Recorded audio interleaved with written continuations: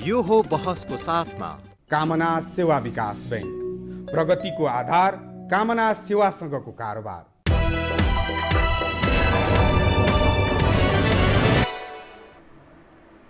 नमस्कार, यो बहसमा म यहाँहरूलाई हार्दिक स्वागत गर्दछु। जीवराम भण्डारी। आज यहाँहरू सामुन्ने उपस्थित हुनुहुन्छ डाक्टर सूर्यराज आचार्य। उहाँ पूर्वाधारविद हुनुहुन्छ, अब्बल दर्जाको इन्जिनियर, साझा पार्टीको प्रवक्ता पनि हुनुहुन्छ। उहाँसँग आज म समग्रमा समसामयिक विषयलाई केन्द्रमा राखेर कुराकानी गर्नेछु।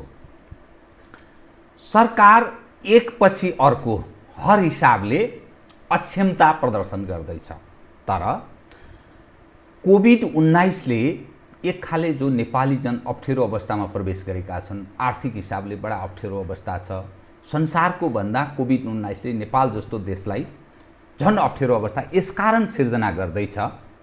हाम्रा पूर्वाधारहरू असाध्यै कमजोर छन्।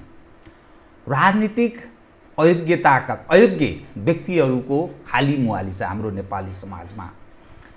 नेपालको राजनीति भ्रष्टाचारसँग एकअर्का यसरी परिपूरक जस्तो देखिएको छ। अविश्वास, नेपाली जन र राजनीतिक अगुवाहरू बीचको अविश्वासको ठुलो खाडल छ।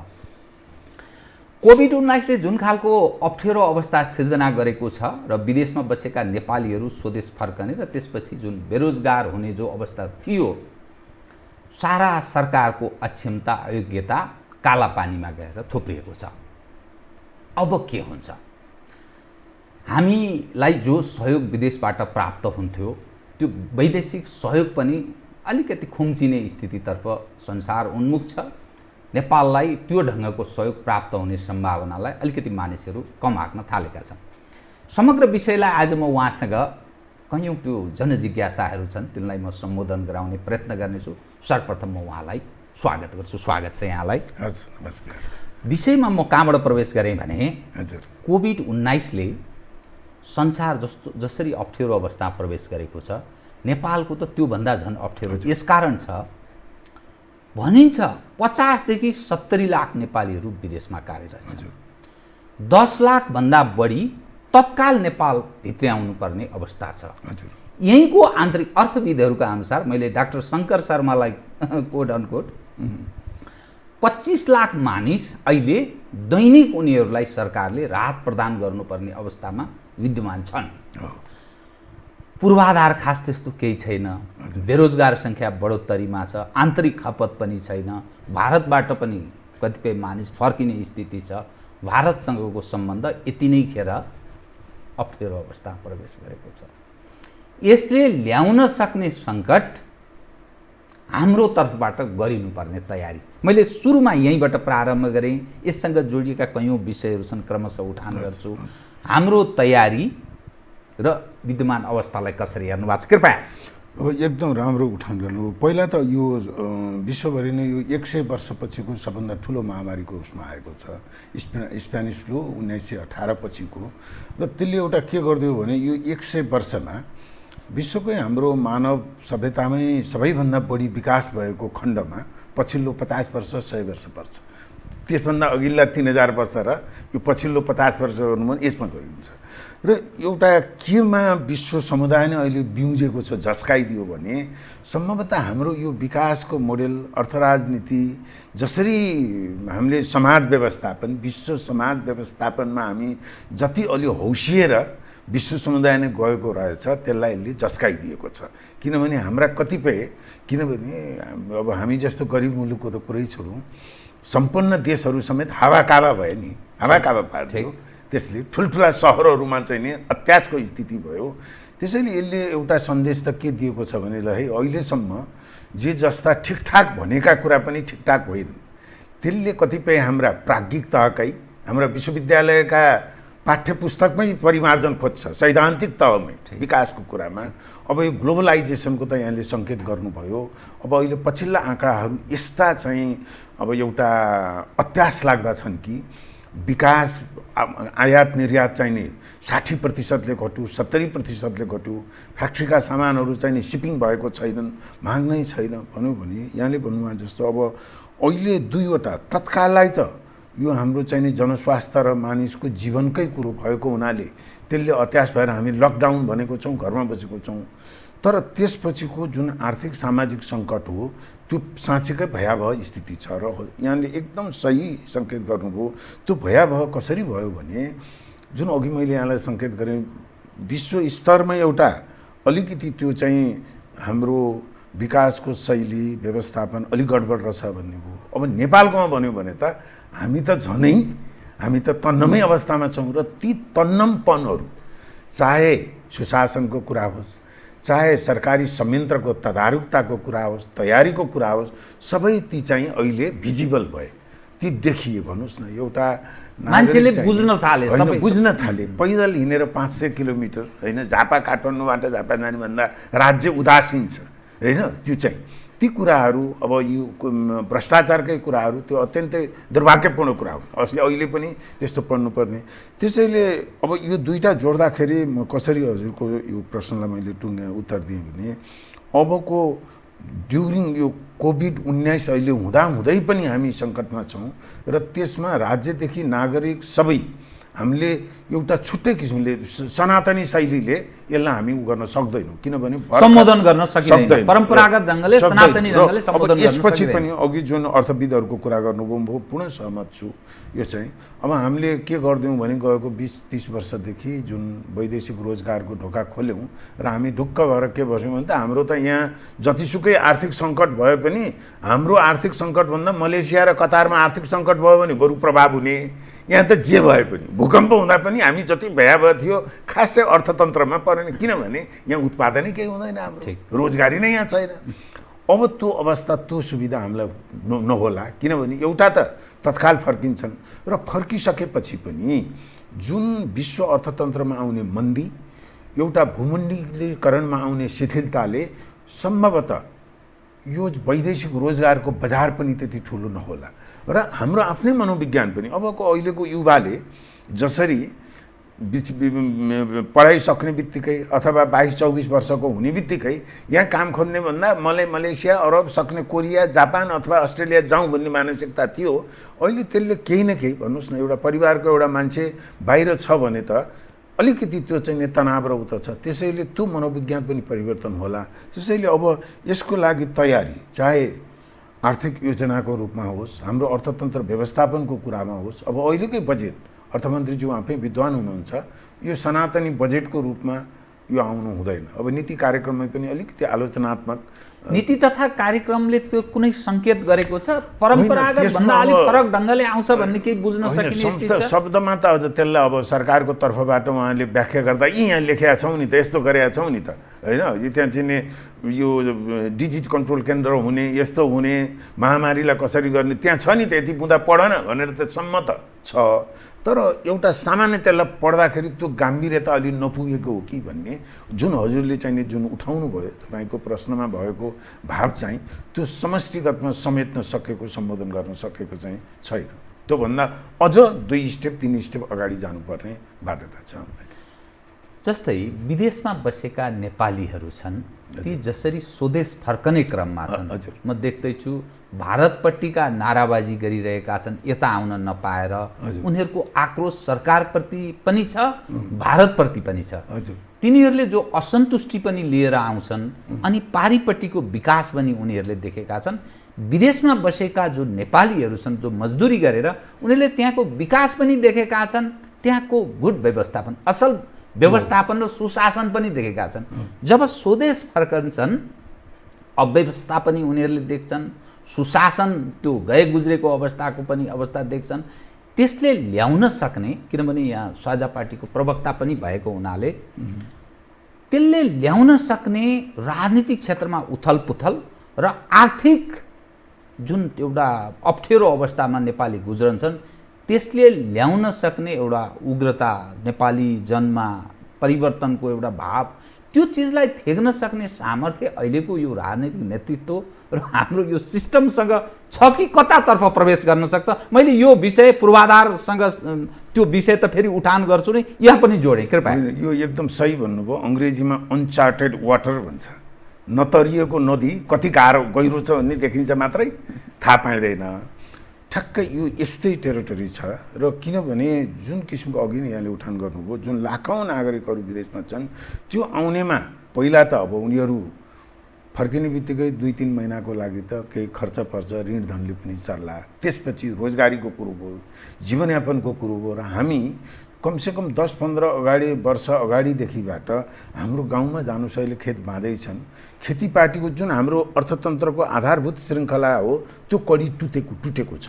उत्पादनशील अर्थतन्त्रको कडी टुटेर हामी चाहिँ उपभोग्य अर्थतन्त्र विदेशबाट पठाएको पैसाले किन्ने अर्थतन्त्र त्यो त्यता गइसकेको छ। अब त्यसलाई फर्काएर ल्याउनको लागि त्यसमा नागरिक तहको मनोविज्ञानदेखि सरकारकोदेखि समाजको सँग चाहिँ रोल हुन्छ नै। मैले सानो एउटा सन्दर्भ मलाई जोड्न दिनुहोस् कृपया। अब सरकारको हाम्रो सोच चाहिँ कति हामी चाहिँ एउटा तदर्थ भयौँ भने अघि यहाँले जुन भारतको भन्नुभयो, अब त्यतिखेर हाम्रो पार्टीकै तर्फबाट पनि हामीले उपप्रधानमन्त्रीज्यूलाई भेटेर प्रधानमन्त्रीकै नाउँमा हामीले चाहिँ एउटा सुझाव दिएको थियौँ। हाम्रो ईश्वर पोखरेलजीलाई भेटेर संयोजक रविन्द्र मिश्र र म नै गएर त्यसमा के थियो भने अहिलेको यो कोभिड-19 को विज्ञान पनि स्पष्ट छैन, भाइरसको प्रकृति स्पष्ट छैन, हाम्रो देशको लागि त्यसका प्रभाव के हुने स्पष्ट छैन, यही अनचार्टेड वाटर। र यस्तोमा के हुन्छ भने कहिलेकाहीँ हामी क्राउड विजडम भन्छौँ, कौन बनेका करोडपतिमा के अरे अडियन्स पोल भन्छ नि, त्यो भनेको धेरैभन्दा धेरै मान्छेको सरकारले अहिले कुरा सुन्नुपर्छ र त्यो अनुसार लगाउनुपर्छ। हामीले दुईटा भन्यो, राजनीतिक तहमा पनि कमसेकम हप्ताको एकचोटि सबै दलका नेता, हामी त सानो पार्टी छौँ, हामीलाई नबोलाउनुहोस्, हाम्रो गुनासो छैन, एउटा त्यो गरिदिनुहोस्। अर्को विज्ञको तहमा पनि कमसेकम प्रधानमन्त्रीज्यू अथवा हाम्रो प्रधानमन्त्रीज्यू, स्वास्थ्य मन्त्रीज्यू तपाईँहरूको जस्तो क्यामेरामा बोल्दा पछाडिको तहमा 3-4 जना डाक्टर पनि देखिनुहोस् र कुनै कुरो नागरिकले के बुझोस् भने होइन यो त हाम्रो मन्त्री मात्र बोले होइन है, यो मन्त्रीजीले बोल्नुभन्दा पहिला यस्तो विज्ञहरू, वैज्ञानिकहरू, चिकित्सक छन् भन्ने त्यसले आम मनोविज्ञानमा प्रभाव पार्छ।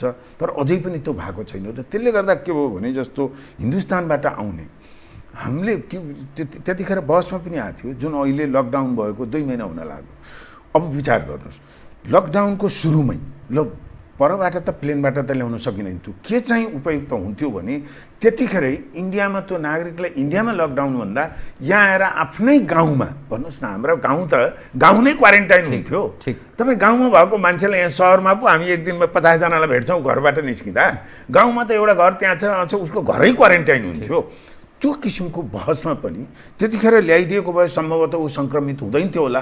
अब अहिले इन्डियामा लाखौँ सङ्क्रमित भइसक्यो, अब अहिले आउने त उसले त भाइरस हुन सक्ने सम्भावना बढी भयो भनेपछि यो कुरामा पनि हामीले चाहिँ नि त्यति ध्यान पुर्याउन सकेनौँ र अझै पनि अब कुनै पनि कुरो गर्नलाई ढिलो हुँदैन भन्ने जुन कहावत छ। त्यसैले अब यो जुन यहाँले अलिकति चाहिँ यो सतर्कता यो चाहिँ नि झस्काउनु भयो, राजनीतिक के होला भन्ने पक्कै पनि यो के आउँछ भने पहिला जनस्वास्थ्यको कुरो आयो योजनको, त्यसपछि रोजगारी र अर्थतन्त्र हुने भएपछि त्यो असन्तुष्टि र त्यसलाई हामीले व्यवस्थापन गर्न सकेनौँ भने त्यो एउटा राजनीतिक असन्तुष्टिको रूपमा प्रकट हुन थाल्यो भने हाम्रो अहिलेको राजनैतिक जुन संयन्त्र र त्यसलाई एकोमोडेट गर्ने छ त्यसले धान्न गाह्रो हुन्छ।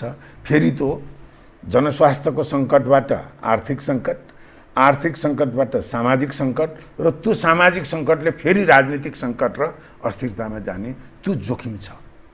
यो कोरिलेटेड रहेछ, एकअर्कासँग परिपूरक जस्तो। यसलाई सम्बोधन भएन भने त्यसले उता असर गर्छ। अब सवाल के रह्यो भने जुन बजेटको हामी तयारीमा छौँ, हजुर, हाम्रा उद्योग धन्दा व्यापार व्यवसाय सब चौपट छ। राज्यको आम्दानीका स्रोतहरूमध्ये एउटा रेमिटेन्स, हजुर, अर्को राजस्व उठाउने आयात निर्यात। हाम्रो निर्यात छैन, आयातको अवस्थामा छौँ। अनि जुन खालको राजनीतिक नेतृत्व छ यो सर्वसम्मत प्रकृतिको एउटा आदर्श पुरुषहरूले सञ्चालन गरेको राज्य संयन्त्र होइन। एकले अर्कालाई सिद्ध्याएर पाएसम्म त्यो आन्तरिक भित्रै पनि सिद्ध्याउने त्यस्तो खालको निषेधको भावबाट प्रस्तुत भएको राज्य संयन्त्र, त्यसका अगुवाहरू छन्। यो थेगिन त थेगिन्छ भन्ने मेरो आशा है, किनभने उद्योग धन्दा चौपट, हाम्रो आम्दानीको स्रोत एकदम बडा सीमित भयो। विदेशीहरूले दिनुपर्ने जुन सहयोग छ त्यसको सवालमा पनि सायद कटौती हुने सम्भावना रहन्छ। हजुर, हजुर। अनि एनजिओ आइएनजिओहरू पनि छन्, अरू खाले छन्, उद्योग धन्दा व्यापार व्यवसाय एज अ होल जुन बेरोजगारको सङ्ख्या प्रति वर्ष जसरी बढोत्तरी हुँदै गएको छ, 5 लाख प्रति वर्ष नयाँ जनशक्ति जो उत्पादन हुन्छ, 4 देखि 4.5 लाख त झन्नै त्यो त्यत्तिकै बेरोजगार हुने अवस्थातर्फ उन्मुख छन्। हाम्रो देशको आँकडाले वैदेशिक रोजगारीलाई हटाइदिने हो भने भनेर भनिन्छ। अनि थेगिन त थेगिन्छ भन्ने मेरो आशा यो पनि होइन। यहाँको शङ्का एकदमै जायज छ, तर त्यसको सँगसँगै अलिकति आशावादी कोणको के सेयर गर्न चाहेँ भने यो आर्थिक सङ्कटमा कस्तो हुन्छ भने जस्तो अहिले हाम्रो प्रति व्यक्ति आय $1,000 हाराहारीमा छ। यही हाम्रो इकोनोमी $5,000 पर क्यापिटा भएको भए त्यो के हुन्थ्यो भने यो बजार अर्थतन्त्र, खुला अर्थतन्त्रमा त्यो यसरी जेलिएको हुन्थ्यो कि त्यसलाई चाहिँ नि अलिकति समस्या पर्ने बित्तिकै त्यो समस्याको प्रसारण पनि त्यो ठुलो हुन्थ्यो। त्यसैले तपाईँ पहिलो विश्वयुद्ध र दोस्रो विश्वयुद्धको बिचमा सन् 1930 को दशकमा जुन पश्चिमा देशहरूमा ठुलो डिप्रेसन भयो, रिसेसन मात्र होइन इकोनोमिक डिप्रेसन भयो, त्यो ठुलो त्यसमा चाहिँ अर्थतन्त्र व्यवस्थापनका केन्जियन इकोनोमी भन्छ ठुलै अर्थशास्त्रको फेरबदलै भयो सैद्धान्तिक तहमै।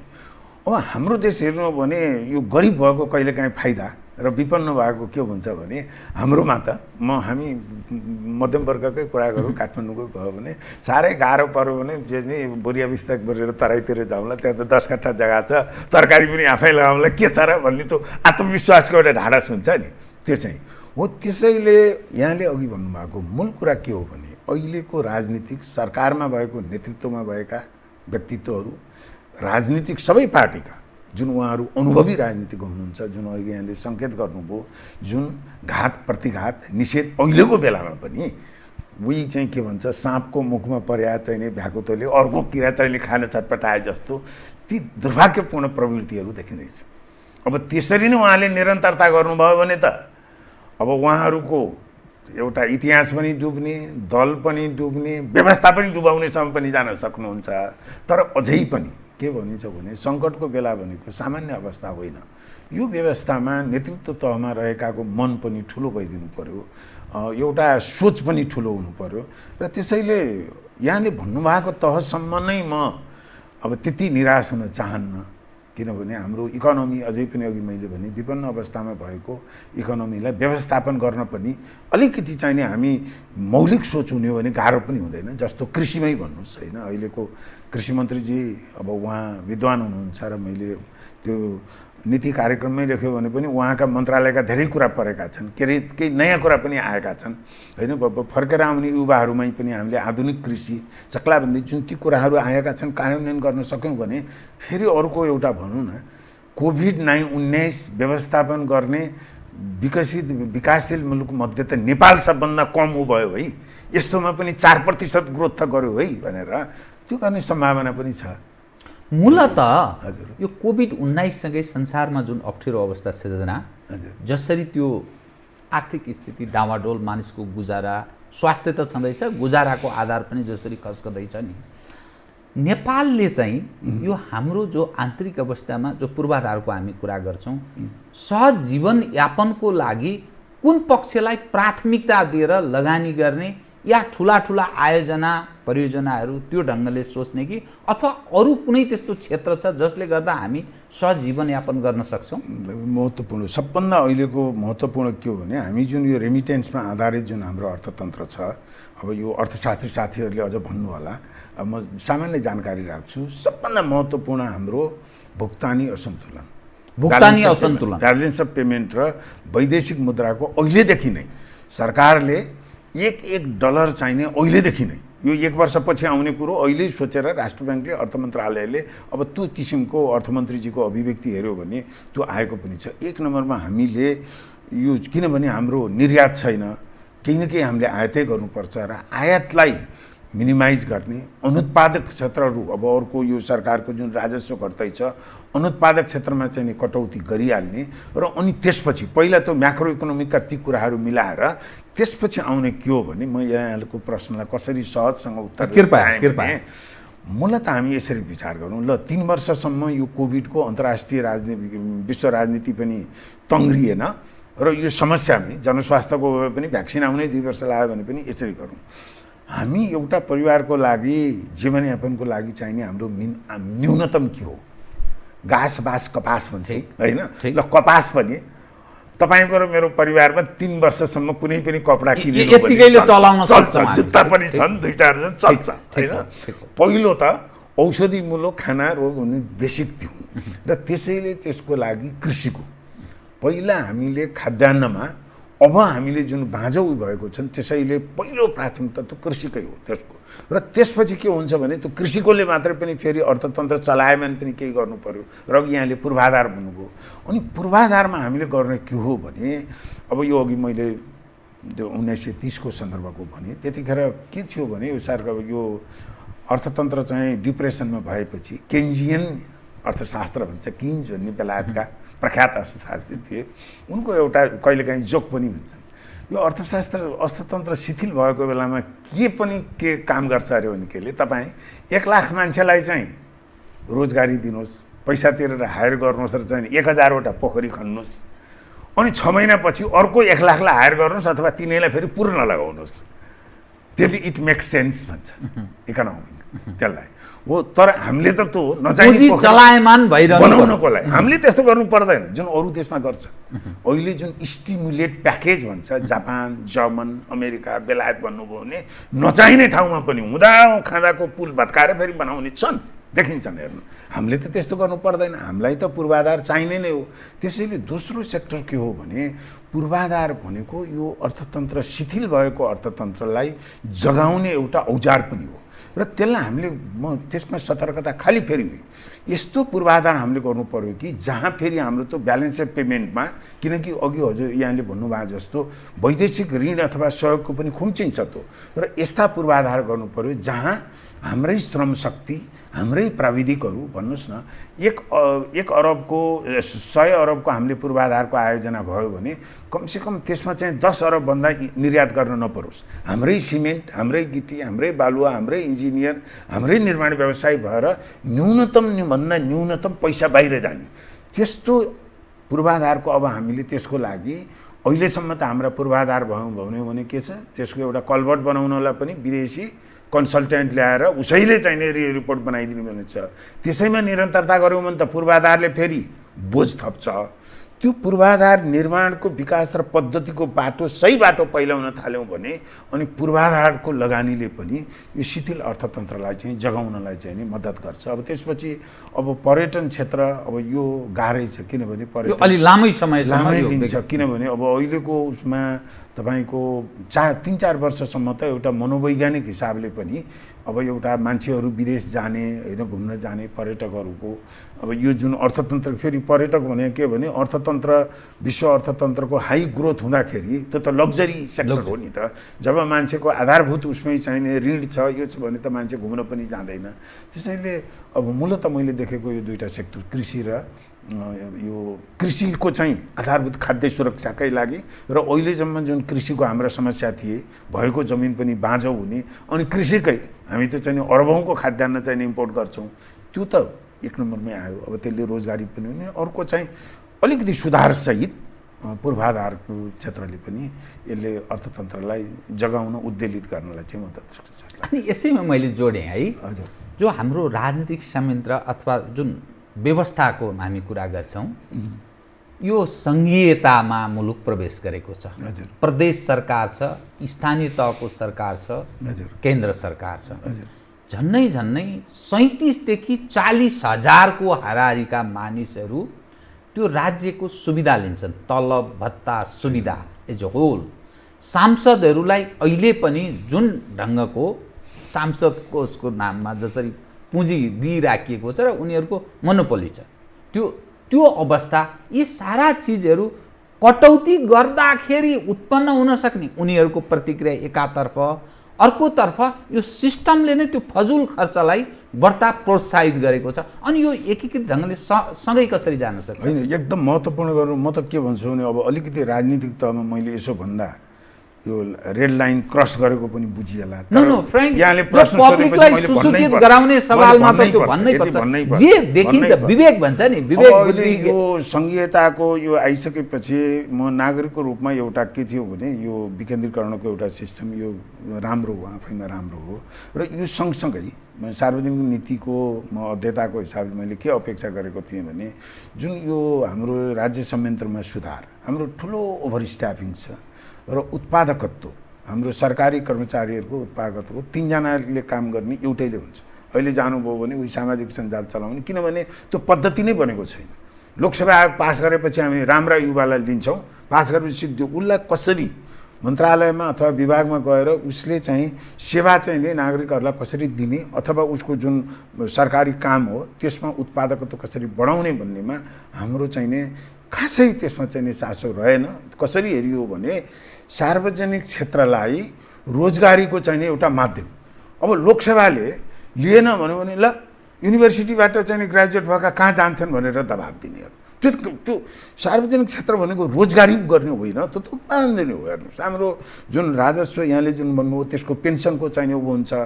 त्यसैले अहिले जुन यो सङ्कट छ यसलाई चाहिँ हामीले कसरी चाहिँ अब सोच्नु पऱ्यो भने नयाँ सोच यहाँले भन्नुभयो, चाहे त्यो मन्त्रालयको सङ्ख्यामा होस् चाहे सांसदको सङ्ख्यामा होस्। संविधान यहाँ चाहिँ संशोधन गर्ने कुरा आइरहेको हुनसक्छ हामीलाई चाहिँ 275 जना होइन, त्यो हाम्रो कन्ट्रीको साइज हेर्दा त्यही पनि ठुलो होला। सांसदहरूको हेरौँ, उहाँ त्यत्रो सांसदहरूले होइन अहिले एउटा ऐन आयो भने त्यो ऐनको व्याकरण चाहिँ गलत छ, शब्द गलत छ होइन, त्यो पढ्नुहुन्न, सबै विधेयक पनि पुरै पढ्नुहुन्न। अनि त्यो सांसदहरू मानका खातिर त्यहाँ सांसद जाने के औचित्य, के आवश्यकता? मैले सोधेँ भने के भन्नुहुन्छ भने अब यो नाम नलिउँ, हाम्रो सांसदमा 4 जना सांसद नहुने हो भने हाम्रा ऐन कस्ता भन्थे भने 4 जना कानुनविदहरू हुनुहुन्छ होइन, त्यो चाहिँ बाँकीको त कामै छैन भन्ने अनौपचारिक कुरामा आउँछन्। त्यसैले सङ्घीयतादेखि कर्मचारी मात्र होइन, यो मन्त्रालयको सङ्ख्या, सांसदको सङ्ख्या र तल अहिले सङ्घीयता जुन हामीले कार्यान्वयनमा अहिले परीक्षणमा गर्दैछौँ त्यसको म 2टा पक्ष देख्छु। एउटा राम्रो पक्ष साँच्चीकै सिंहदरबार घर घर पनि पुगेको छ। जनताहरूले खास गरी वडा लेभलमा स्थानीय निकायहरूको जुन अहिले त अब केही त्यहाँ समस्या छन् करप्सनका भन्ने, तर समग्रमा हेर्ने हो भने त्यहाँ केही सकारात्मक अनुभवहरू छन्। जस्तो यही कोभिडको म्यानेजमेन्टमा पनि वडाले अहिले क्वारेन्टाइनहरू हेर्ने वडाध्यक्षहरू उनीहरू चाहिँ क्रियाशील देखिए। तर त्यो प्रदेशको सांसदहरू कुनै साथीहरूले हेऱ्यो भने मजाकमा भन्नुहुन्छ बरु वडाध्यक्षमा उठ्नुपर्ने रहेछ, कामै पो छैन भने औचित्य पुष्टि हुन सकेन भने। अब यसलाई के भने एउटा उही बिरालोको घाँटीमा कसले घन्टी लगाउने भने चाहिँ मैले यो भनेर सङ्घीयता जुन एउटा विकेन्द्रीकरणको उच्चतम स्वरूप हो र एउटा ठुलो राजनीतिक उपपछि आएको त्यसको आफ्नै राजनीतिक वैधता छ। त्यो फ्रेमवर्कभित्रै हामीले कसरी समायोजन गर्ने हो, यो 2 तहबाट 3 तहबाट 2 तहमा पो जाने हो कि अथवा चाहिँ स्थानीय निकायलाई प्रदेशको अन्तर्गतमा राख्ने हो कि प्रदेशलाई अलि बनाएर त्यो अलिकति सङ्घ प्रदेश र स्थानीय तहको त्यो तालमेल मिलेको छैन। त्यसले गर्दा काममा डुप्लिकेसन अनि ओभर स्टाफिङ अनि यो साधारण खर्चको बोझ पनि बढी हुने। अब त्यो कुरामा पनि अब यो आश गरौँ कि यो साँच्चीकै राजनीतिक यो चाहिँ हाम्रो चाहिँ राजस्वको यो दबाब हुँदै गर्दाखेरि हाम्रो राजनीतिक नेतृत्वको तहमा पनि त्यहाँसम्म सोच्नु पर्यो भने पनि उहाँहरूले अब यो बिरालोको घाँटीमा ओहो यो सङ्घीयतालाई तलमाथि यताउति गर्नु भने त बर्बाद हुन्छ भनेर सोच्ने बेला होइन। हामी त्यसमा जानुपर्छ, किनभने जब राज्य संयन्त्र बोजिलो भयो भने हेर्नुहोस्, राज्य संयन्त्र बोजिलो भयो भने त्यसले उत्पादन दिँदैन। तपाईँले 10 टन सामान बोक्ने ट्रक हो बढी नै 12 टन बनाइदिनु भने के बोक्छ, अनि 1 टन पनि बोक्दैन, गरुङ्गो भयो नि त। त्यो ट्रकको बढीको होइन, पहिला त्यो ट्रक हेर्नु हो भने त्यो सिमलको काठको हुन्थ्यो कि हलुङ्गो काठ युज गर्थ्यो होइन। त्यसमा त्यो चाहिँ हो, त्यसमा चुस्त राज्य संयन्त्र चुस्त छनौट गर्ने, कटौती गर्ने र यो चाहिँ साधारण खर्च घटाउने चाहिँ अहिले यो सङ्कटको बेलामा सङ्कटलाई अवसर भन्छौँ नि, अब त्यो एउटा अवसर छ र त्यो अनिवार्य गर्नुपर्ने। कोभिड-19ले म यो तपाईँसँग अलिकति यो पूर्वाधारसँग सम्बन्धित विषयलाई उठान गर्छु अनि म अन्यत्र मोडिन्छु। कोभिड-19सँगै संसारमा जुन अप्ठ्यारो अवस्था सिर्जना भएको छ, नेपालमा जुन झन् त्योभन्दा बढी अप्ठ्यारो छ। सरकारले मूलत कुन क्षेत्रमा प्राथमिकताका साथ लगानी गर्ने र तयारी गर्नुपर्ने क्षेत्र चाहिँ कुन हुनुपर्छ यतिखेर? खास गरी पूर्वाधारको उसमा गर्नुभयो भने एउटा यो संसारभर नै यो कोभिडले नयाँ सन्देश एउटा के दिएको छ भने यो सूचना प्रविधिको पूर्वाधारहरू जस्तो अहिले जुन अनलाइन क्लासहरू यो हुने भने काठमाडौँमा त चलेको छ, तर देशभरि यो चाहिँ हाम्रो यो सूचना प्रविधिको पूर्वाधार नभएको हुनाले कमजोर छन्। त्यसैले एउटा यसले के दियो भने अब यो कोभिडको हामीले चाहिने यसलाई सामना गरेर कोभिडको यो सङ्कटबाट बाहिर निस्किसकेपछि पनि एउटा नयाँ यो पूर्वाधारको क्षेत्रमा नयाँ चाहिँ के चाहिँ सुरुवात यो हुन्छ भने जुन हामी टेलिकम्युटिङ भन्छौँ, घरमै बसेर अफिस चलाउने अथवा अनलाइन मिटिङहरू हुने र त्यसको लागि आवश्यकता के पर्छ भने यो जुन इन्फर्मेसन हाइवे अथवा फाइबर अप्टिक्स केबल अब यो चाहिँ ब्रोडब्यान्ड चाहिँ नेटवर्कहरू हो, त्यसको लागि चाहिँ हामीले पूर्वाधार भन्ने बित्तिकै सडक खानेपानी यो मात्रै गरौँ। अब एउटा चाहिँ नयाँ पूर्वाधारको क्षेत्रमा हामीले पनि त्यो लगानी गर्ने अब कतिपय भन्नुहोस् हाम्रो चाहिँ अब यो स्थानीय निकायहरूले बनाउन सक्छन्। अब यहाँ अहिले जुन तारहरू हामी चाहिँ तारको गुजुल्टो देखिएको जुन देख्छौँ नि, अब त्यो गलत इन्जिनियरिङ हो। त्यसको लागि एउटा फाइबर अप्टिकको तारले तपाईँहरूको टेलिभिजनको सिग्नल पनि त्यसैबाट जान्छ, टेलिफोनको पनि जान्छ, इन्टरनेटको पनि जान सक्छ। एउटा त्यो एरियामा अब यो इन्फर्मेसन सूचना प्राविधिकको लागि चाहिने पूर्वाधारहरू, इन्फर्मेसन एन्ड टेक्नोलोजीको यो क्षेत्रमा एउटा। अब अर्को चाहिँ लगानीको क्षेत्र र केमा चेन्ज गर्ने भन्यो भने एउटा त हामीले अर्को चाहिँ यो स्वास्थ्य पूर्वाधार, जनस्वास्थ्यका जुन कुराहरू अहिले हस्पिटलको भन्नुहोस् न, हाम्रो अब यही कोभिडको एउटा बिरामी गयो भने अब त्यहाँ हस्पिटलको डाक्टरै नजाने त्यो जुन किसिमको एउटा भय त्रास भनेको त त्यो त भय त्रास कतिखेर हुन्छ भने तपाईँको संस्थागत व्यवस्था कमजोर छ भने भय हुने हो। त्यो रिस्कलाई चाहिँ मिनिमाइज गर्ने होइन, अस्पतालका ती जनस्वास्थ्यका पूर्वाधारहरू, अब त्यसमा क्वारेन्टाइनको कुरो, आइसोलेसनको कुरा, त्यो सुरक्षाका कुराहरू। अर्को चाहिँ जनस्वास्थ्य सम्बन्धी जस्तो हस्पिटलकै भन्नुहोस् न, हस्पिटलको बिल्डिङ नै भनेको पनि त्यो पूर्वाधार हो। तर अहिले जुन चाहिँ यो खास गरी शिक्षा स्वास्थ्यमा 46 सालपछि जुन निजीकरण गर्ने भनेर व्यापारीकरण गर्ने भनियो, अब त्यसले गर्दाखेरि आधारभूत स्वास्थ्य सेवामा पनि निजी क्षेत्रलाई दिँदाखेरि अहिले तपाईँ जिल्लामा जानुभयो भने हस्पिटल भन्ने छ, एउटा चाहिँ नि पसल बिल्डिङको लागि हस्पिटल बनाइदिएको छ, रेजिडेन्सियल बिल्डिङमा हस्पिटल चलाइदिएको छ। त्यो कुरामा पनि राज्यले दायित्व लिने भनेको ठिक छ, निजी कुनैमा के भन्छ निजी क्षेत्रलाई दिनु पर्यो भने पनि राज्यले त्यसका आधारभूत पूर्वाधारको गुणस्तर र उसकोमा चाहिँ राज्यले लगानी नै गर्नु पनि पर्न सक्छ। अब हाम्रो पार्टीले त हामीले के भनेको छौँ भने शिक्षा र स्वास्थ्य यो व्यापार बनाउने माध्यम होइन, त्यहाँ राज्यले नियमनको दायित्व मात्र होइन, लगानीकै दायित्व होइन। एउटा नागरिकले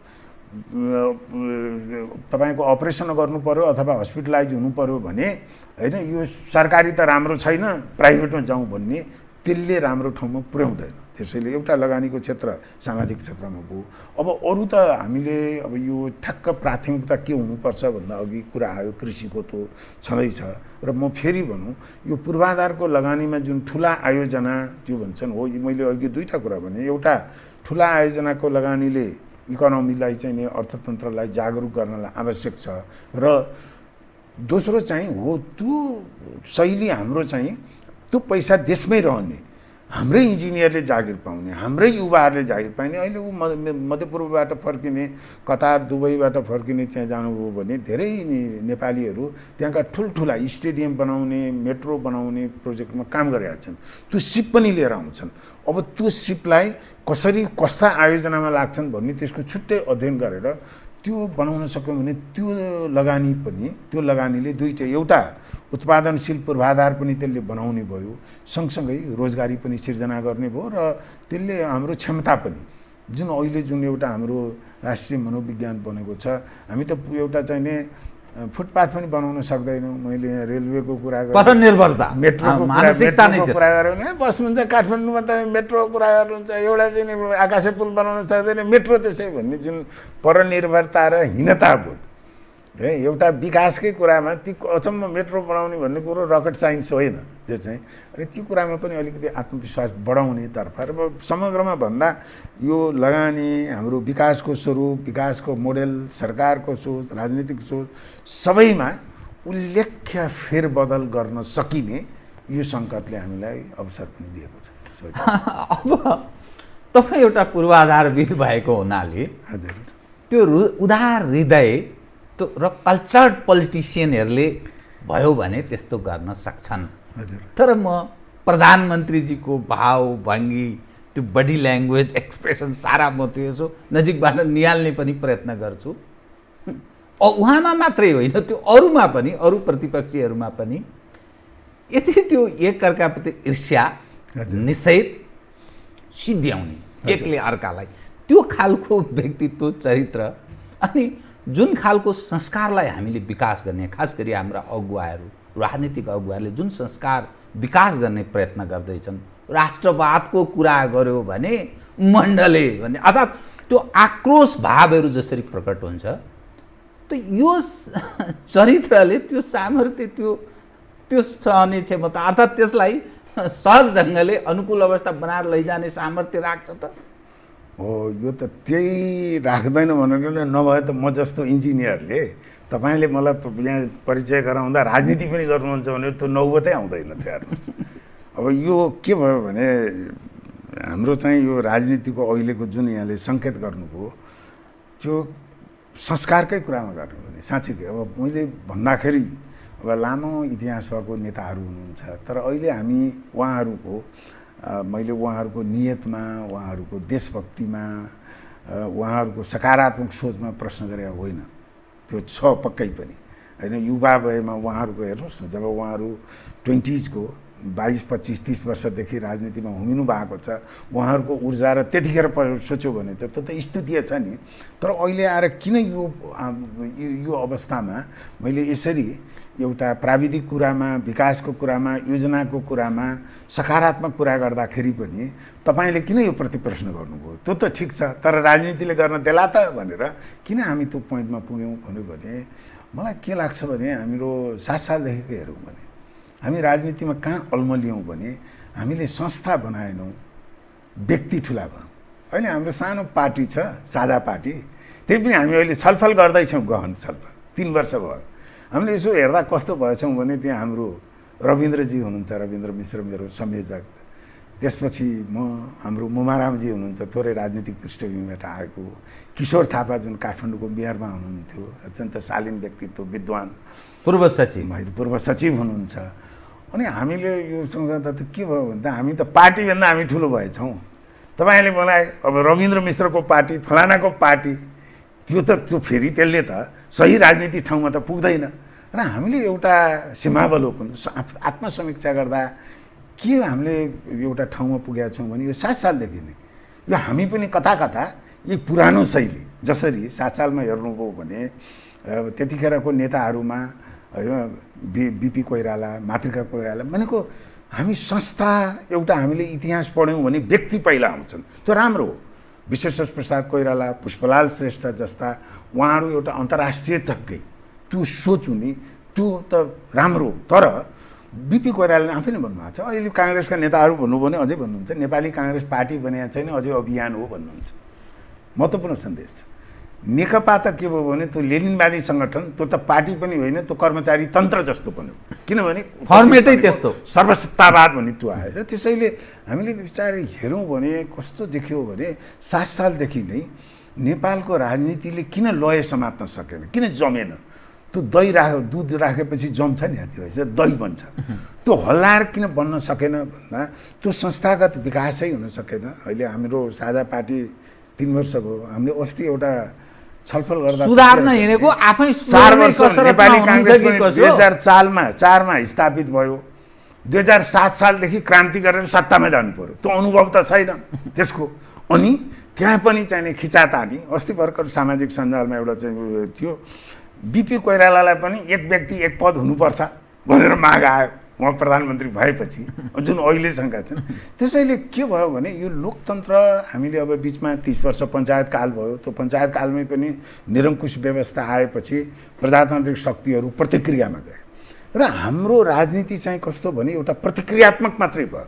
यो चाहिँ अब केही हप्ता अगाडि मित्र मुमारामजीले र मैले कान्तिपुरमा एउटा आर्टिकल लेखेका थियौँ र त्यो धेरै छलफलपछि हेर्दा त्यहाँ एउटा हाम्रो छ, नेपालका दलहरू संस्थापन राजनीतिक पक्ष हुनै सकेन, सत्तामा भए पनि विपक्षीको जस्तो उनीहरूको शैली भयो। र अहिले आएर त हेर्नुहोस्, अहिले यहाँले जुन सङ्केत गर्नुभयो राजनीतिको, प्रधानमन्त्रीकै बारेमा अहिले उहाँको हटाउने, सत्ता परिवर्तन हुने, सरकार परिवर्तन हुने चर्चा हामी सुन्छौँ। त्यो चाहिँ तर ती चर्चा कहाँ हुन्छन् त भन्दा अहिलेको हाम्रो संविधानले, पार्टीका विधानले कानुनले दुईवटा कुरालाई चिन्छ। राजनीतिक पार्टीको दललाई चिन्छ, राजनीतिक दल हुन्छ, त्यसपछि संसदीय दल हुन्छ। संसदीय व्यवस्थामा राजनीतिक दलले विचार सिद्धान्त त्यसका आधारमा घोषणापत्र लेख्छ, चुनाव जित्छ, चुनाव जितेर आइसकेपछि सरकार चलाउनेमा क्रियाशील हुने संसदीय दल हुन्छ।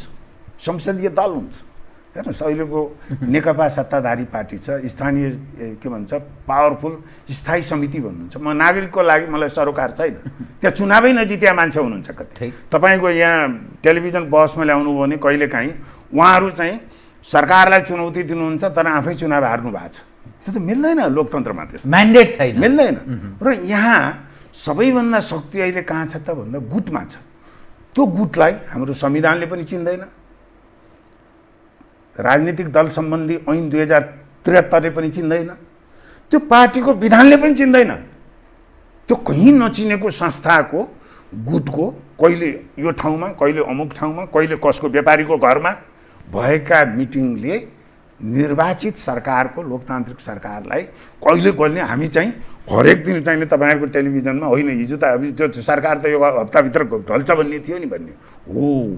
यो नौबतमा हामी किन आयौँ भने हामीले लोकतन्त्र भने पनि प्रजातन्त्र भने पनि भन्ने संविधान गऱ्यौँ, व्यवस्था परिवर्तन गऱ्यौँ, तर आधारभूत राजनीतिक लोकतन्त्रले भनेको विधि र पद्धति हो। अझ हिजो अस्ति सम्मानित हुन्छ प्रदीप गिरीजी, उहाँले भन्नुभयो रित पुगेको विधि हो अझ, होइन रुल अफ ल मात्रै होइन, त्यो पनि रित पुगेको हुनुपर्छ भन्ने एकदम सारगर्भित शब्द उहाँले भन्नुभएको थियो। त्यसैले हामी कस्तो भयो भने यो हाम्रो वास्तविकता लोकतन्त्र राजनीति भनौँ भने पनि कता कता हाम्रो नेताहरू चाहिँ त्यो एउटा संस्थागत विकास नहुनाले यो चाहिँ नै संस्थाभन्दा व्यक्ति अगाडि आयो, अत्यन्त व्यक्ति केन्द्रित भयो। र के हुन्छ भने हेर्नुहोस्, हामी अब यो प्राज्ञिक यो अनुसन्धान रिसर्च यसमा पनि सधैँ, अब म विद्यार्थी युनिभर्सिटीमा हुँदा मेरो प्राध्यापकले सधैँ के भन्नुहुन्थ्यो भने कृपया भन्नुहोस्, एउटा चाहिँ व्यक्ति र विचार सधैँ छुट्याऊ, idea and person is different thing. आलोचना गर्नुपर्ने सधैँ विचार र आलोचना गरेर व्यक्तिलाई छुट्याऊ, व्यक्तिगत आक्रमण गर्ने होइन। र त्यो मलाई म अझै सम्झिन्छु, हाम्रा सेमिनारहरूमा उहाँले सधैँ दुईवटा कुरा भन्नुहुन्थ्यो। एउटा चाहिँ तिमीहरू यो प्राज्ञिक उसमा लाग्छौ भने पहिलो शर्त के हो भने मन नपर्ने मान्छेको पनि कुरा मन पर्न थाल्छ। त्यो हुन थाल्यो भने बल्ल प्राज्ञिक बाटोमा छौ। मन नपर्ने मान्छेको पनि कुरा मन पराउन थाल्यो भने त्यो भयो भने प्राज्ञिक बाटोमा छौ भनेर बुझ्नु पर्यो। अनि अर्को त अब भइहाल्यो, हामी वस्तुगत उसमा भन्छौँ सूचना, सैद्धान्तिक पक्ष, इन्फर्मेसनहरू, फ्याक्टहरू, अनि त्यसको वैज्ञानिक विश्लेषणको एउटा विधि, अनि त्यहाँ हालेर बल्ल निचोडमा पुग्यो। त्यो निचोड पनि ठोकुवा जङ्गले बोलेपछि बोल्यो भन्ने त्यो हुनु हुँदैन। प्राज्ञिक उसमा अहङ्कार पनि त हुँदैन। आलोचना, संवाद, छलफलबाट बल्ल विकास परिष्कृत हुने। हेर्नुहोस्, एउटा नोबेल प्राइज पाउनेले त्यो चाहिँ नि एक दिन एक रातमा लेखेर चाहिँ ब्रह्मा विष्णु महेश्वर जिब्रामा सरस्वती भनेर होइन, उसका ठुला उसका विद्यार्थी, उसका समकक्षीहरूको कुरा सुनेर त्यो, अनि त्यसपछि एउटा सिद्धान्त स्थापित हुन्छ। तर हो राजनीति भनेको पनि के हो भने एक हिसाबले भनियो भने हाम्रो जस्तो देशमा हामीसँग राजनीतिको एउटा मौलिक बाटो पत्ता लगाउने, भन्नुहोस् न, नेपालको राजनीतिक घोषणापत्रले म त देख्दैन के हो हाम्रो नेपालको, होइन। अब ऊ पञ्चायतमा भयो बरु, अब त्यो आलोचित छ यो हावापानी माटो सुहाउँदो भन्ने त अहिले त त्यसलाई चाहिँ उडाइन्छ, चाहिने त्यो हो पञ्चायत सापेक्ष, एक्ज्याक्टली समय सापेक्ष हाम्रो युजको। ठिक छ, अब पञ्चायतमा के राम्रो भयो के नराम्रो भयो, अघि मैले सन्दर्भ गरेँ। हेर्नुहोस्, मलाई त यो पञ्चायतको हामीले म यो राजनीतिमा आएपछि म अध्ययन गर्न चाहन्छु। नेपालकै राजनीतिक उसको अध्ययन गर्यो, विकासको अध्ययन गर्यो भने कहीँ न कहीँ धेरै कुरा गरेर पञ्चायतमा ठोकिन्छन्। मैले यो भन्न त मैले अप्ठ्यारो मान्नै पर्दैन। यहाँका संस्थागत विकास, हाम्रो परराष्ट्र नीति, विकासकै कुराहरू गयो भने महेन्द्रसँग गएर ठोकिन्छ। मलाई थाहा छ, म महेन्द्रको राजनीतिक विचारको अनुयायी होइन, म लोकतन्त्र मान्ने हो। किनभने हामी एकाडेमिक्स त हेर्नुहोस्, हामी त फ्रिडम अफ आइडिया नभइकन त निशासी। उनी निरङ्कुश राजा थिए, अलोकतान्त्रिक थिए, एकदमै लोकप्रिय चाहिँ प्रधानमन्त्री बिपी कोइराला जस्तोको सरकार चाहिँ अपदस्थ गरे। ती आलोचनाका कुरा छन्। तर विकासको कुराहरू अहिले कुनै पनि हेर्नुहोस् त पूर्वाधारकै कुरा गर्नुभयो। कुनै पनि पूर्वाधार, सडक ऐन भन्नुहोस्, यो भन्नुहोस् 2024 2026 र म अहिले पढेँ भने 47 साल पछिका ती ऐन पढ्यो र त्यो 2026 को पढ्यो भने मैले इमान्दारी साथ भन्दा 2026 को सही छ। यहाँ सिन्डिकेट भन्ने यातायात मेरो विषय त्यही, त्यो 2049 सालमा ल्याएर त्यो 26 सालको चाहिँ ऐन संशोधन गर्यो, अनि त्यहाँ सिन्डिकेट घुसाइयो त्यहाँ चाहिँ। त्यसैले मैले भन्न खोजेको के भने यो हाम्रो दृष्टिकोण बौद्धिक तपाईँको चाहिँ विश्लेषण, बौद्धिक समीक्षामा पनि हामी यति साँघुरो र यति तपाईँको सङ्कीर्ण भयौँ कि शब्दमा गएका छौँ। अघि यहाँले भन्नुभयो राष्ट्रवाद, मलाई पनि त्यो यहाँको खास गरी बौद्धिक समुदायसँग उ छ, मेरो शिकायत छ। शब्दमा आएर राष्ट्रवाद भनेको युरोपको नेसनलिजम होइन। पश्चिमाहरूले भन्ने रिलिजन र हाम्रो संस्कृतिको धर्मको अर्थ यति। म भाषाविद होइन, त्यतिसम्म थाहा छ। हामी जुन संस्कृतमा धर्म भन्छौँ, धर्म भनेको अङ्ग्रेजीमा भन्नुभयो भने प्रेस्क्राइब ड्युटी होइन। कस्तो पेटमा हरि नभएको मान्छे ठिक भनिन्छ आफ्नो निष्ठा होइन। म इन्जिनियर हो, इन्जिनियरको मेरो धर्म हुन्छ होइन। एउटा यो भित्ता कुनै चाहिँ स्ट्रक्चर ठिकठाक छैन भने सही गर्नु हुँदैन भनेर मेरो प्राध्यापकले त्यो धर्म हो। त्यसैले त्यो रिलिजन र धर्म भनेको फरक हो। त्यस्तै युरोपमा जुन नेसन स्टेटको कन्सेप्ट र नेसनलिजमको जसरी हिटलर उदय भयो भनिन्छ, त्यो अङ्ग्रेजीको नेसनलिजम र नेपालीको राष्ट्रवाद त्यो एउटै होइन। त्यो शब्दको अर्थ त होइन हाम्रो, अब त्यो सब यहाँ केही दिन अगाडि छलफल थियो। नेपालको बृहत शब्दकोशमा हेर्नुहुन्छ भने राष्ट्रवाद भनेको के, देशलाई माया गर्ने, देशभक्तिको भावना भएको पनि। अब यहाँ त राष्ट्रवादलाई हामीले के गरौँ, उताको नेसनलिजमको कन्सेप्ट यहाँ थोपारेर त्यो गालीको शब्द बन्यो। त्यो जबरजस्ती पाठ पढाइयो, नयाँ होइन। ऊ अहिले आएको छ बहुराष्ट्रिय राज्य के हो, त्यस्ता भारी भरकम हो। प्राज्ञिक तहमा विश्वविद्यालयका सेमिनारमा तपाईँले कुनै एउटा देश, यो देश छुट्टै रहने कि अर्का मिलाइदिए पनि होला भनेर विश्वविद्यालयको पोलिटिकल साइन्सको प्रोफेसरले रिसर्च गराउनु मिल्छ, मजासँग मिल्छ हेर्नुहोस्। तर त्यस्ता बहस राजनीतिक तहमा जान सक्छन्? पोलिटिकल पार्टीकोले आफ्नो घोषणापत्रमा लेख्नु मिल्छ? हाम्रा सांसदका समितिहरूले चाहिँ नि त्यस्ता प्राध्यापकलाई ल्याएर लौ न भन्नुहोस् भन्न मिल्छ? हामी पोलिटिकल इन्करेक्ट भन्छौँ त्यसको हो। त्यसैले मेरो यहाँको खास गरी राजनीतिक तहको बहस, हाम्रो बौद्धिक समुदायमा मेरो एउटा गुनासो के छ भने शब्द खेल्ने होइन। हाम्रो दायित्व, हामी साँच्चीकै प्राज्ञ हौँ भने हामीले त्यो विषयमा अन्तर्राष्ट्रिय जर्नलमा आफ्नो पिएस ग्रुपमा पहिला शोध अनुसन्धान गर्नु पर्यो। हाम्रो नेपालको राष्ट्रवादको स्वरूप कस्तो हुने। फेरि पनि मैले धेरै सम्मानित गर्ने विद्वान नेता हुन्छ प्रदीप गिरीले अस्ति एउटा कार्यक्रममा मैले टेलिभिजनमा थियो, उहाँले भन्नुभयो हो नेपालको कस्तो राष्ट्रवाद भनेर बहस गरौँ। बिपी कोइरालाको राष्ट्रवाद छुट्टै थियो, महेन्द्रको राष्ट्रवाद छुट्टै थियो, महेन्द्रनाथ नीतिको राष्ट्रवाद छुट्टै थियो। हो त्यसमा गरौँ न।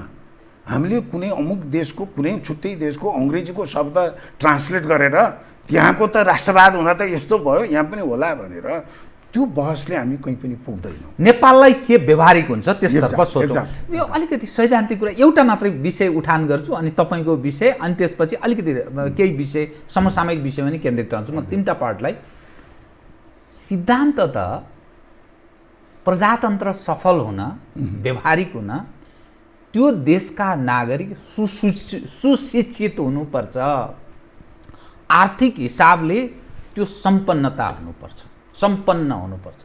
तब मात्रै उसले सरेन्डर गर्दैन, विवेक, बुद्धि, ज्ञान सबै प्रयोग गर्छ।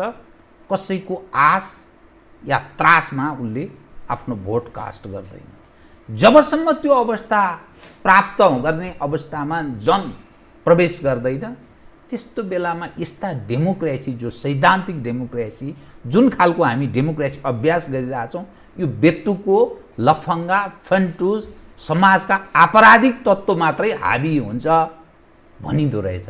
यसलाई तपाईँ के भन्न ठान्नुहुन्छ? होइन, म त्यसरी नै त म त्यसमा सहमत नहुँला। किनभने अब यहाँले उठाउनु भएको प्रश्नको सिधै तपाईँको त्यसको काउन्टर फ्याक्चुअल हुन्छ। उल्टो भनिदियो भने अहिले अमेरिका धनी पनि छ, शिक्षित पनि छ, शक्तिशाली पनि छ। त्यहाँका मान्छे अब अमेरिकन भनेपछि चाहिँ एउटा चेतनाको नमुना पनि छन्। तर डोनाल्ड ट्रम्प जस्ता अब यहाँले मिडियाकै उसबाट हेर्नु भने सामान्य पनि चाहिँ प्रजातान्त्रिक उसबाटै विधिबाटै चुनिएर त्यहाँ उनी पुगे लोकतान्त्रिक विधिबाटै। त्यसैले मलाई के लाग्छ भने हो त्यो भइदिए राम्रो हो। शिक्षाको हिसाबले, सम्पन्नताको हिसाबले, चेतनाको हिसाबले, जागरणको हिसाबले आम नागरिकहरू चेतनशील हुँदाखेरि लोकतन्त्र अझ फस्टाउँछ होइन। अब एकजना उसको बर्नार्ड शाहको कोटेसन छ, जर्ज बर्नार्ड शाहको, लोकतन्त्र भनेको यस्तो पद्धति हो कि जनताहरूको जुन हैसियत छ त्योभन्दा राम्रो चाहिने नेता चाहिँ हुँदैन। जर्ज बर्नार्ड शाहको फेमस कोटेसन। जस्ता जनता त्यस्तै नेता। मलाई कस्तो लाग्छ भने हेर्नुहोस्, अब यो लोकतन्त्रको उयोहरू हेऱ्यो भने पनि अहिले भर्खर भन्नुहोस् न लोकतान्त्रिक नेताहरूकै यही कोभिडको म्यानेज गर्नेमा पनि न्युजिल्यान्डको प्रधानमन्त्री हेर्नुहोस्, त्यहाँ महिला प्रधानमन्त्री हुनुहुन्छ। अब सानो देश हो नि त न्युजिल्यान्ड त्यसको। त्यसैले अब यो लोकतन्त्रको इतिहास हेऱ्यो भने पनि 200-300 वर्षको विभिन्न देशमा विभिन्न किसिमको अभ्यास भइरहेको छ। मलाई चाहिँ के लाग्दैन भने यो विपन्नता हुने, गरिब हुँदैखेरि नै लोकतन्त्र असफलै हुन्छ भन्ने त्यो चाहिँ लाग्दैन। बरु के हो भने नि यहाँले उठाउनु भएको प्रश्न लोकतन्त्रको बारेमा बुझ्ने, जागरण हुने सरकार के हो भन्ने, यो यति भारी भरकम र त्यसको लागि अब सबैजना चाहिँ नि प्रदीप गिरी र घनश्याम भुषालकै तहमा हुनुपर्छ भन्ने होइन। नेता पनि जनता पनि कहिलेकाहीँ हामी के गरिदिन्छौँ भने सहज कुरोलाई पनि जटिल बनाइदिन्छौँ। त्यसैले आम नागरिकहरूमा एउटा हेर्नुहोस्, तपाईँको यो प्रकृतिले मानिसलाई एउटा चेतनशील प्राणीमध्ये के दिएको छ भने विवेक र ब्रह्म भन्छौँ नि। अघि मैले भने यो पेटमा हरि नभएको भन्छौँ हामी गाउँतिर। र हरेक हेर्नुहोस्, मजदुरको पनि, किसानको पनि, अशिक्षितको पनि होइन। मेरो बाले स्कुल जानु भएन, मेरो बा सामान्य चाहिँ नि आफ्नो सही गर्न सक्नुहुन्थ्यो। मेरो आमाले त अझ पढ्न पनि सक्नुहुन्न होइन, अहिले 84 वर्षको हुनुहुन्छ भने मैले उहाँहरूसँग गऱ्यो भने कुनै कुरा मलाई हकार्नुहुन्छ उहाँले, मलाई पनि। र म देख्छु उहाँको पोइन्ट हुन्छ। मलाई चाहिँ उहाँहरूले सुझाव दिनको लागि, हकार्नको लागि जब हो त्यही पेटमा हरि छ, त्यो ब्रह्म बोल्ने भयो भने गुण र दोष छुट्याउनको लागि विद्वानै, युनिभर्सिटीको डिग्री नै हुनुपर्छ, धनी नै हुनुपर्छ, सम्पन्न नै हुनुपर्छ भन्ने होइन। त्यसैले मलाई के लाग्छ भने अघि जुन हामीले बहस गऱ्यौँ, जुन एउटा हाम्रो सामाजिक संस्कारको कुरो छ, सामाजिक चिन्तनको कुरो छ, एउटा जागरणको कुरो छ, त्यो कुरो निश्चय पनि यो माथिबाट, राजनीति भनेको नीतिको पनि राजा हो, माथिबाट हुन्छ। त्यसपछि हामी बौद्धिक जगतहरू हौँला, प्राज्ञ हौँला, यहाँहरू जस्तो मिडियाकर्मीहरू हुनुहुन्छ, हामी सबैमा एउटा सकारात्मक सोच भएर त्यो जागरण हुने हो भने गरिब देश हुँदाहुँदै पनि अत्यन्तै उन्नत किसिमको लोकतन्त्रलाई अभ्यास नेपालबाटै गऱ्यो भनेर गर्नु किन सक्दैनौँ हामी? त्यस्तो व्यवहारमा त्यस्तो उतार्न सक्छौँ। म अब कार्यक्रमको अन्त्यतिर 3वटा मेरो प्रश्न रहनेछन्, त्यसलाई एकदम संक्षिप्तमा यहाँले जवाफ दिनु, मसँग समय धेरै भएन। 1, तपाईँ साझा पार्टीको प्रवक्ता हुनुहुन्छ, पढे लेखेको बौद्धिक मानिस हुनुहुन्छ। हजुर। ओलीजी, केपी ओली, प्रधानमन्त्री केपी शर्मा ओली पार्टीभित्रै अप्ठ्यारो अवस्थामा आलोच्य हुनुहुन्छ। अब अरू हिसाबले हिजोका विगतमा उहाँले राष्ट्रवादको नाममा जुन ढङ्गले उहाँलाई लाभ प्राप्त भयो, जुन पति हैसियत प्राप्त भयो, त्यसलाई थेगी खान कतिको थेग्नु भएको छ त्यो अलग छलफलको विषय हुन्छ। तपाईँ जस्तो मान्छेले जयप्रकाश गुप्ता, कनकमणि दीक्षित, सुशील प्याकुरेल यी जस्ता मानिसहरूसँग प्रधानमन्त्रीले अहिले राजीनामा दिनु हुँदैन, पर्दैन, किन हस्ताक्षर गर्नु? तपाईँ एउटा पार्टीको पनि व्यक्ति, फेरि अलिकति विवेक प्रयोग गर्ने क्षमता हुन्छ। अब जयप्रकाश गुप्ताजीको अर्को परिस्थिति छ, कनक उप हेर्ने मानिसको दृष्टिकोण अलग खालको छ, सुशीलजी पार्टीको एउटा क्याडर छ, वेस्टर्न सोसाइटीसँग उहाँको सामिप्यता धेरै घाम जस्तै छर्लङ्ग अवस्था छ। 1।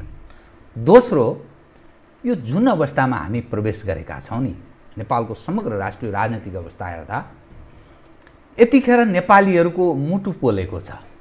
कालापानी, लिपुलेक, लिम्पियाधुरा भारतले कब्जा गरेको छ, 370 भन्दा बढी वर्ग किलोमिटर। प्रधानमन्त्री केपी शर्मा ओलीले यो समय अलि पुरानै हो, पहिले त्यस्तो गतिविधि देखाउनु भने, अर्थात् उहाँले त्यो भूमिका प्रदर्शन गर्नु भएन। अहिले जुन ढङ्गले उहाँले प्रयत्न गर्नुपर्छ हामी सराहना नै गरौँ, उहाँलाई सहयोग पनि रहने नै छ।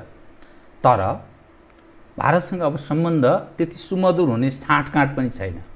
यससँगै उत्पन्न हुन सक्ने नेपालको आन्तरिक राजनीतिमा जो बाह्य पक्ष जसरी नेपालको आन्तरिक राजनीतिमा चलखेल गर्छ नि,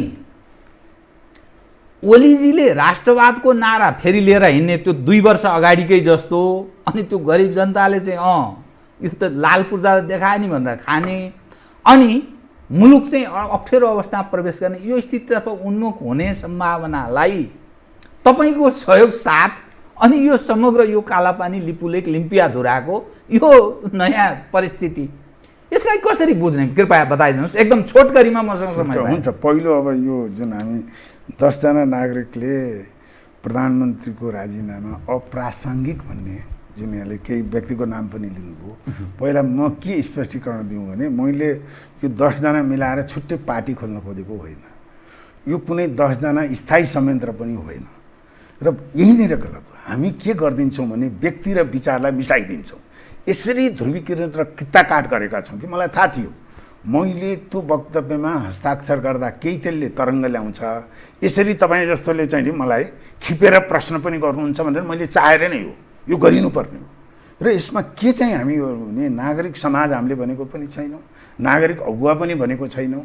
एउटा राष्ट्रिय मुद्दामा जतिखेर देश सङ्कटमा थियो र त्यसमा सरकार परिवर्तनका जुन चलखेल थिए र त्यसमा हाम्रो विवेकले के भन्यो भने पहिला त्यो वक्तव्य भयो 2टा पाटा छन्, त्यसमा केपी ओली सरकारको लागि त्यहाँ पिटाइ पनि छ, यो लोकसम्मति अनुसार चलेको छैन, बलमिचाइ गर्न थालेको छ, आधारभूत चाहिँ संवैधानिक प्रावधानहरूलाई यस्तो यो चाहिँ अध्यादेशकोबाट चाहिँ मिच्न खोजेको छ। सतर्क हुनुहोस् है, तपाईँ चाहिँ जङ्गबहादुर होइन, प्रजातान्त्रिक प्रधानमन्त्री हो, सतर्क हुनुहोस्, एउटा मर्यादित किसिमको शासन चलाउनुहोस्। एउटा त्यो सन्देश थियो। अर्को चाहिँ जुन अघि मैले यहाँ भने जुन गुटका मिटिङहरूबाट एउटा चाहिँ तपाईँको कुनै वैधानिक भन्दा बाहिर गएर भन्नुहोस् न, हामी उहाँको लागि के अहिलेको तपाईँको संसदीय दलको बैठक बोलाएर उहाँले हस्ताक्षर गरेर 2 दिनमा अर्को प्रधानमन्त्री दिनुहोस् न नेकपाले, हाम्रो के को सरोकारको कुरा हो त्यसको। हाम्रो चिन्ता खालि के थियो भने यो देशमा 17 चोटि प्रधानमन्त्रीको चुनाव भएको देश पनि यही, त्यहाँ हाम्रो संविधानविदहरू पनि हुनुहुन्छ 10 जना मध्ये, उहाँहरूको हामीले हेर्दा पनि त्यो के थियो भने अहिलेको संविधानले यति अप्ठ्यारो स्थिति छ कि नयाँ प्रधानमन्त्री बनाउनलाई पनि, र हामीले एउटा नागरिकको उसमा त चिन्ता खालि के थियो भने यो सङ्कटको बेलामा जनस्वास्थ्यको सङ्कट, आर्थिक सङ्कट, बजेट आउँदैछ, यो बेलामा यस किसिमले बन्द कोठामा बसेर गुटका मिटिङले यो चाहिँ नि अप्रासङ्गिक भयो कि विधिबाट गर्नुहोस्, त्यो मात्रै हो। र मैले खालि फेरि त्यो अनुहारसँग तपाईँ किन लटपटिनु भयो भन्ने होइन, लटपटिनु भन्ने यसमा स्पष्ट हामी के चाहिन्छ भने भोलि उहाँहरू 9 जना मध्येसँग 9 जनामा मेरो अर्को कुनै कुरामा मिल्दैन कुरो, मेरो अरू विषयमा विकासकै त्यस कष्टमा मात्रै तपाईँले हो। त्यसैले यसलाई सहजताका साथ के लिउँ भने नि हामी यो अछुत गर्ने जुन व्यक्तिलाई र विचारलाई, म फेरि भन्छु म त्यसमा स्पष्ट छु। भोलि अहिले मैले गरिरहेको कुरामा एकदमै कुरो नमिल्ने व्यक्तिसँग मेरो कुरा मिल्न सक्छ, म गुणदोषको आधारमा गर्ने हो, त्यसको जिम्मेवारी म लिन्छु र म त अन्तिमसम्म डिफेन्ड गर्छु। हेर्नुहोस्, तपाईँले त्यहाँ जयप्रकाश गुप्ताकै कुरा गर्नुभयो, उहाँ हो हामीलाई थाहा छ, उहाँ जेलै पर्नु भएको राजनीतिक एउटा मान्छे हो, तर उहाँलाई देशको हितमा बोल्ने अधिकारै छैन, कित्ता काट्नै गर्नुपर्ने होइन। भोलि राजनीतिमा भएको विभिन्न उहरू लाग्ला हो। म के कुराको सम्मान गर्छु भने खास गरी मेरा शुभचिन्तक साथीहरूलाई जुन हाम्रो एउटा न्यारेटिभ जुन छ अलि नै भने समाज ध्रुवीकरणको पुरै कित्ता काट हुनुपर्ने, एकजना मान्छेसँग जोडिएपछि सधैँ त्यसैको हो, त्यसको हो, त्यसबाट हामी बाहिर निस्कौँ र गुणदोषका आधारमा सबैलाई गुणदोषका आधारमा ल्याउँ भने त्यति हुनुपर्ने हो। त्यति हुँदाहुँदै पनि जुन सामाजिक सञ्जालमा आम यहाँले नै अलि मलाई चाहिँ नै आलोचनात्मक हिसाबले प्रश्न सोध्नुभयो, त्योसम्मको म सम्मान गर्छु, आत्मआलोचित पनि हुन्छु। म अघि नै मैले यहाँ भने यसरी हामीले चाहिँ नागरिकको रूपमा त्यहाँ सही गर्दाखेरि म पार्टीमा भएको मान्छेले सोच विचार गर्नु पऱ्यो, मेरो गल्ती नै हुने भने त म सरी क्षमा चाहन्छु भन्छु, आलोचित नै हुन्छु, तर बहस गरौँ यसलाई, कमसेकम बहस सिर्जना गरेको छ, खुसी नै छ। अब अर्को यो कालापानी कुरा मलाई के लाग्छ भने अब एउटा यो चाहिँ यसले जुन यहाँले शङ्का उठाउनु भयो हामी थेक्न सक्छौँ त भन्ने, अब खास गरी भारतसँगको सम्बन्ध हाम्रो विशेष सम्बन्ध नै हो। हाम्रो इतिहासको हिसाबले, संस्कृतिको हिसाबले, जनता रोटी बेटीको सम्बन्ध होइन, खुला सीमा छ यसले। अब त्यसैले अहिले जुन चाहिँ अहिलेको सरकारले नयाँ नक्सा जारी गर्यो, अब नागरिकको रूपमा त म यसलाई स्वागत नै गर्छु। किनभने त्यो हाम्रो इतिहासकालदेखि प्रमाण हाम्रा पक्षमा छन्। पहिलेको सरकारले गर्नु पर्थ्यो, त्यो नभए पनि ढिलो हुँदाहुँदै भयो, त्यो राम्रै हो। तर यसलाई यहाँको शङ्का जस्तो म के आग्रह गर्न चाहन्छु भने अहिलेको सरकार, खास गरी प्रधानमन्त्रीजीलाई यसलाई फेरि उहाँको सत्ता नै जोगाउने, अब जुन चाहिँ एउटा देखावटी जुन चाहिँ राष्ट्रवादको एउटा बाहिर दिएर, मैले फेरि भने होइन, उहाँका कतिपय राष्ट्रवादका पक्षका छन्, त्यसको म पनि स्वागत गर्छु। नाकाबन्दीकै बेलामा उहाँले एउटा आम नेपालीको आत्मविश्वास बढ्ने, सानो देश भयो भने पनि आँट्यौँ भने गर्न सक्छौँ भन्ने किसिमका, अब त्यसलाई देशभक्ति भनौँ, राष्ट्रवादी भनौँ, शब्द जे भनौँ, त्यो उहाँको एउटा इतिहास लेखिनुपर्छ। र यसमा पनि उहाँले यो कदम जायज हो, पहिले हुनु पर्थ्यो, तर यो कदम फेरि राजनीतिक दाउपेचको रूपमा, क्षणिक चाहिने सत्ता जोगाउनुको रूपमा त्यसरी नसोचिदिनुहोस्। त्यो जिम्मेवारीपूर्ण नेपाली जनतालाई त्यो न्याय हुँदैन। र यसमा म भारतीय पक्षकोलाई पनि के भने, एउटा नेहरूभियन मानसिकता भन्छ भारतको विदेश नीतिको निरन्तरता, एउटा औपनिवेशिकले साना देशहरूलाई मुठीको माखो, हामीले जे भने पनि हुने भन्ने। खास गरी मैले हिजो एउटा इन्टरभ्यूमा पनि दुर्गा भट्टराईजी जुन पूर्व परराष्ट्र सचिव हुनुहुन्थ्यो, उहाँले महत्त्वपूर्ण कुरा भन्नुभयो एउटा, के भने यो सीमाको कुरा जहिले पनि भारतसँग वार्ता गर्न बस्यो भने त्यो चाहिँ लिस्ट प्रायोरिटीमा हुने, मामुली उसमा गम्भीरता साथ नहिले नेपाललाई यसरी नै अलमल गराएरै लग्यो हुन्छ भन्नेमा हो। त्यो पोइन्टमा भारतले पनि अब अहिले एउटा तरङ्ग आएको छ त्यहाँको मिडियामा, अब यसलाई प्रतिक्रियात्मक भएर फेरि यो सीमाकोले नेपाल भारत सम्बन्ध बिग्रिने उसमा जानु हुँदैन। अब हामीले उठाउन त उठायौँ हो, अब के हुनु पर्यो भने कुल डाउन हुनु पर्यो दुवै पक्ष। नेपाल सरकार पनि त्यसलाई एउटा परिपक्व कूटनीतिक वार्ता मार्फत त्यसलाई टुङ्गो लाउनु पर्यो। प्रमाण इतिहास हाम्रो पक्षमा छ र त्यसमा आम नेपाली नागरिकहरूको लागि त्यो एउटा सन्तोषकै विषय भएको छ। साथ सहयोग सबै नेपालीको रहनेछ यस सवालमा चाहिँ। हस्, म केही विषयहरू उठाउन चाहन्छु, समयले यतिसम्म साथी कार्यक्रममा आइदिउँ। धन्यवाद छ है यहाँलाई। हस्, धन्यवाद। आदरणीय दर्शकवृन्द, उहाँको डाक्टर सूर्यराज आचार्य, पूर्वाधारविद, समसामयिक विषयमा गरिएको कुराकानी म लगायत मेरो सम्पूर्ण युनिटलाई कार्यक्रमबाट बिदा दिनुहोस्। तर यो टेलिभिजन हेर्दै रहनुहोला। नमस्कार।